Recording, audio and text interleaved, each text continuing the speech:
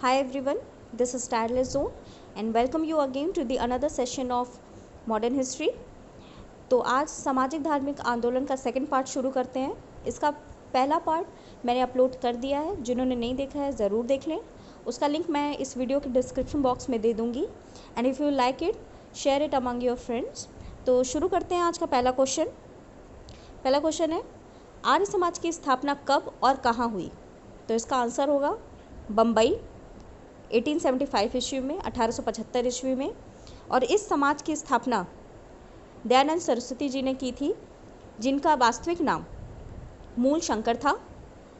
और आर्य समाज विशुद्ध रूप से वैदिक परंपरा में विश्वास करता था और इसका मूल नारा था वेदों की ओर लौट चलो।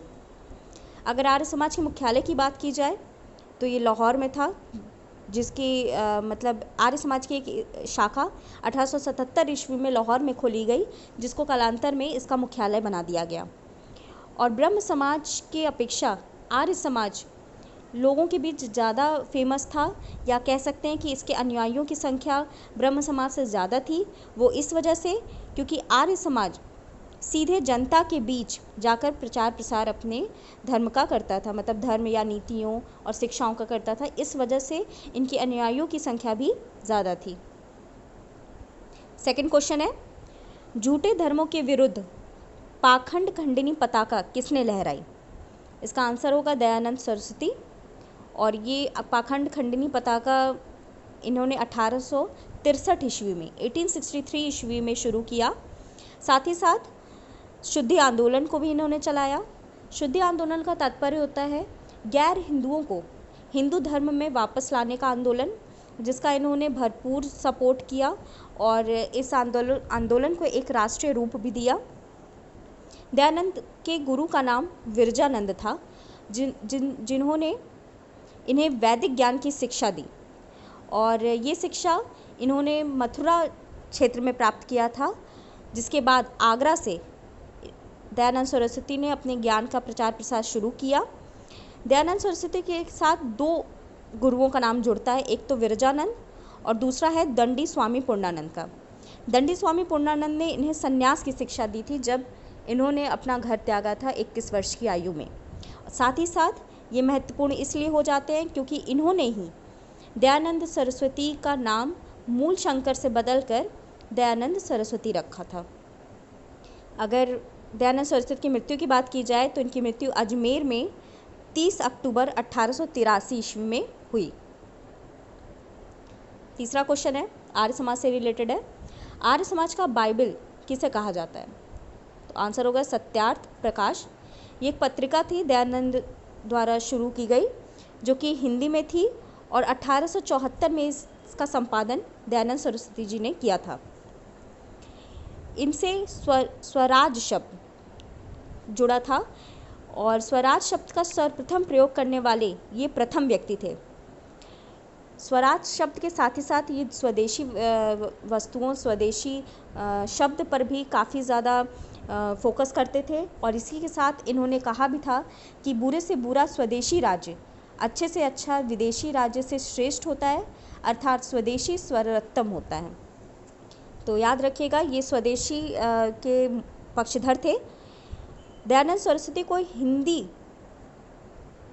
को राष्ट्रभाषा बनाने के लिए, उसकी वकालत करने के लिए इन्हें प्रथम व्यक्ति माना जाता है। और दयानंद सरस्वती के सुधारों के कारण ही उन्हें भारत का मार्टिन लूथर किंग भी कहा जाता था। तो आर्य समाज का बाइबल किसे कहते हैं? सत्यार्थ प्रकाश। चौथा क्वेश्चन है, एक कथन है भारत भारतीयों के लिए है, ये किसने कहा था? तो ये कथन भी दयानंद सरस्वती ने कहा था और ये स्वदेशी को सर्वोत्तम मानते थे। इनके साथ एक घटना जुड़ी है जो कि वैलेंटाइन चिरोल, जिन्हें शिरोल भी कहते थे, ने अपनी बुक इंडियन अर्नेस्ट में दयानंद सरस्वती के आर्य समाज और तिलक दोनों को ही भारतीय अशांति का जनक कहा था। तिलक से जुड़ा हुआ ये पॉइंट काफ़ी बार एग्जाम में पूछा गया है कि तिलक को किसने भारतीय अशांति का जनक कहा था। पर ये ध्यान देने योग्य बात है कि इसी तिलक के साथ ही साथ आर्य समाज को भी शिरोल ने भारतीय अशांति का जनक कहा था और ये 1907 ईस्वी में इन्होंने कहा था। बाद में तिलक को इस बात से काफ़ी ठेस पहुंचती है और ये वापस इंग्लैंड जाके शिरोल पे मुकदमा भी करते हैं। आर्य समाज से एक शब्द जुड़ा है जिसे आर्य सैनिक हिंदुत्व कहते हैं, मिलिट्री हिंदुइज्म आर्य समाज को ही कहा जाता था। इसे याद रखिएगा, मोस्ट इंपॉर्टेंट पॉइंट है सैनिक हिंदुत्व। 5वां क्वेश्चन है, यंग बंगाल आंदोलन के संस्थापक कौन थे? आंसर होगा Henry Vivian Derozio. Derozio France की क्रांति से काफ़ी प्रभावित थे और ये भारत में 1824 में कलकत्ता में एक घड़ी विक्रेता के तौर पर आए थे। इन्होंने अपने आंदोलन में स्वतंत्रता, समानता, भ्रातृत्व ये सब भावनाओं का काफ़ी समावेश किया। साथ ही साथ इनके आंदोलन का प्रभाव बंगाल से लेकर बम्बई तक काफ़ी फैला और बम्बई में इन्हीं के यंग बंगाल आंदोलन के समकक्ष यंग बॉम्बे आंदोलन भी चलाया गया। हेनरी विवियन को आधुनिक भारत का प्रथम राष्ट्रवादी कवि भी कहा जाता है। मोस्ट इंपॉर्टेंट पॉइंट है, इसे याद रखिएगा। इनकी मृत्यु 1831 में हैजा से हो गई थी। ठीक है। 6th क्वेश्चन है, रामकृष्ण मिशन की स्थापना कब और कहाँ हुई? मोस्ट इंपॉर्टेंट क्वेश्चन, इसका आंसर होगा कोलकाता में हुई थी, कलकत्ता में 1897 ईस्वी में। विश्व धर्म सम्मेलन जो कि 1893 ईस्वी में हुआ था, इसके बाद ही स्वामी विवेकानंद ने रामकृष्ण मिशन की स्थापना कलकत्ता में की। इस मिशन का जो सिद्धांत था वो वेदांत दर्शन से प्रभावित था। विवेकानंद के गुरु की बात की जाए तो इनके गुरु का नाम रामकृष्ण परमहंस था, जिनका वास्तविक नाम गदाधर चट्टोपाध्याय था, याद रखिएगा। और इनकी पत्नी का नाम शारदा मणि था। ये एक बार पीसीएस में क्वेश्चन पूछा गया है प्री में, इनके पत्नी का नाम, तो इसलिए इम्पॉर्टेंट हो जाता है। स्वामी विवेकानंद के बचपन का जो नाम था वो नरेंद्र दत्त था और इनका जन्म 12 जनवरी 1863 ईस्वी 1863 ईस्वी में हुआ था और इन्हीं के जन्म दिवस के उपलक्ष्य में भारत में युवा दिवस मनाया जाता है। 7वां क्वेश्चन है, स्वामी विवेकानंद विश्व धर्म सम्मेलन में भाग लेने के लिए किस जहाज से गए? तो इस जहाज का नाम था पेनिसुलार जहाज, जो कि बम्बई से शिकागो के लिए निकला था और 1893 ईस्वी में विवेकानंद विश्व धर्म सम्मेलन में पहुंचे थे। ये भी सन बहुत इंपॉर्टेंट हो जाता है। अगर स्वामी विवेकानंद का जो मूल नाम था वो नरेंद्र दत्त था और इनका विवेकानंद नाम महाराजा खेतड़ी ने रखा था। शिकागो जाने से पहले महाराजा खेतड़ी ने इनका नाम नरेंद्र से बदलकर स्वामी विवेकानंद करने का सुझाव दिया, जिसे इन्होंने माना भी।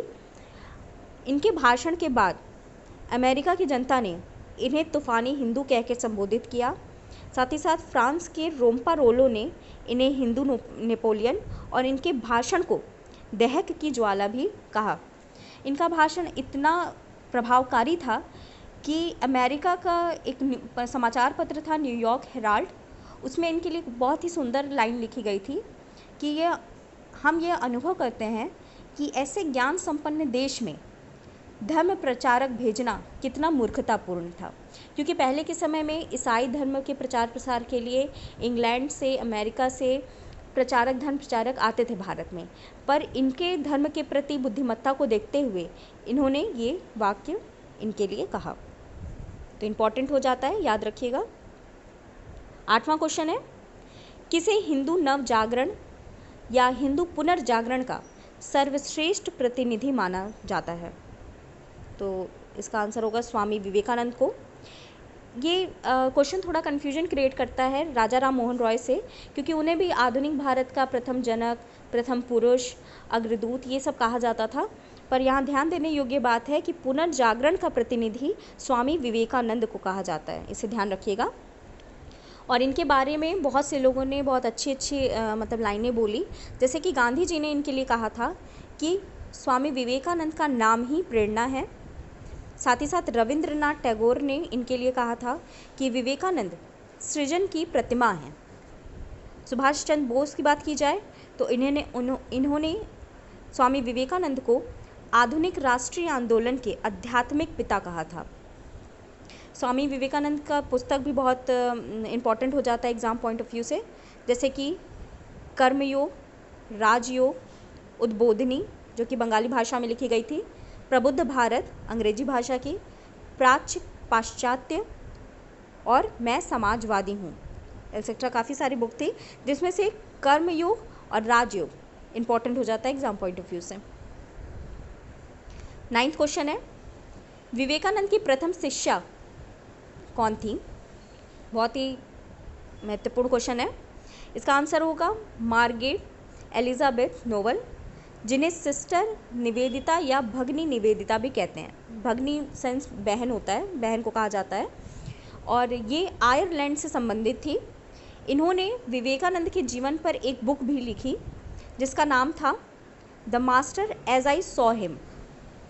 इसमें इन्होंने विवेकानंद के जीवन के बारे में सब कुछ लिखा, और साथ ही साथ उन्होंने विवेकानंद को योद्धा सन्यासी भी कहा। इम्पॉर्टेंट हो जाता है, योद्धा सन्यासी कहा था। 1886 ईस्वी में 1896 में एक सेकेंड, हाँ 1896 ईस्वी में न्यूयॉर्क में विवेकानंद ने वेदांत सोसाइटी की, या जिसे वेदांत सभा भी कहते हैं, उसकी स्थापना की थी। और ये धर्म सम्मेलन से वापस लौटते समय ही इन्होंने इस सोसाइटी की स्थापना की थी। 10वां क्वेश्चन है, थियोसॉफिकल सोसाइटी की स्थापना किसने की? तो थियोसॉफिकल सोसाइटी से दो लोग जुड़े हैं। एक है एच.डी. ब्लावत्स्की जो कि एक रूसी महिला हैं, और एक है कर्नल अल्कॉट। दोनों ने ही 1875 ईस्वी में थियोसॉफिकल सोसाइटी की स्थापना की, और ये सोसाइटी न्यूयॉर्क में इन्होंने शुरू किया था। पर बाद में 1882 ईस्वी में 1802 ईस्वी में भारत में अड्डायार जो कि मद्रास क्षेत्र में पड़ता है, उसकी एक शाखा यहाँ खोली, जो कि बाद में ये अंतर्राष्ट्रीय मुख्यालय भी थियोसॉफिकल सोसाइटी का बना। एनी बेसेंट का नाम थियोसॉफिकल सोसाइटी से जुड़ता है, और ये एग्ज़ाम पॉइंट ऑफ व्यू से भी इम्पॉर्टेंट हो जाता है, क्योंकि काफ़ी बार क्वेश्चन पूछा गया है कि एनी बेसेंट थियोसॉफिकल सोसाइटी से कब जुड़ी। तो इसका आंसर होगा 1888 ईस्वी, 1888 ईस्वी में। और कर्नल अल्काट की मृत्यु के बाद 1907 ईस्वी में ये इस सोसाइटी की अध्यक्ष भी बनी। Most important question. तो इसी के साथ आज का वीडियो ख़त्म होता है। नेक्स्ट वीडियो में मुस्लिम समाज में सुधार आंदोलन के बारे में पढ़ा जाएगा, जिसमें वहाबी आंदोलन, अलीगढ़ क्रांति और अहमदिया आंदोलन, ये सब के बारे में पढ़ा जाएगा। तब तक के लिए खूब सारा रिवीजन करिए जब भी टाइम मिले। और आज का question of the day discuss कर लेते हैं। जिन्होंने भी प्रीवियस वीडियो देखा है, इसका आंसर आसानी से दे लेंगे। तो आज का क्वेश्चन ऑफ द डे है, नेटिव मैरिज एक्ट कब लागू हुआ? इसका 4 ऑप्शन मैंने दिया है। पहला है 1871 1871 में, दूसरा ऑप्शन है 1872 1872, सी ऑप्शन है 1874 और डी है 1875 1875। इसका आंसर आप लोग ज़रूर कमेंट बॉक्स में लिखिएगा, और इससे रिलेटेड जितने भी फैक्ट्स, अदर फैक्ट्स भी पता है, उसे भी लिखने की कोशिश करिएगा। And if you like the video, please do like, share and subscribe it. Thank you.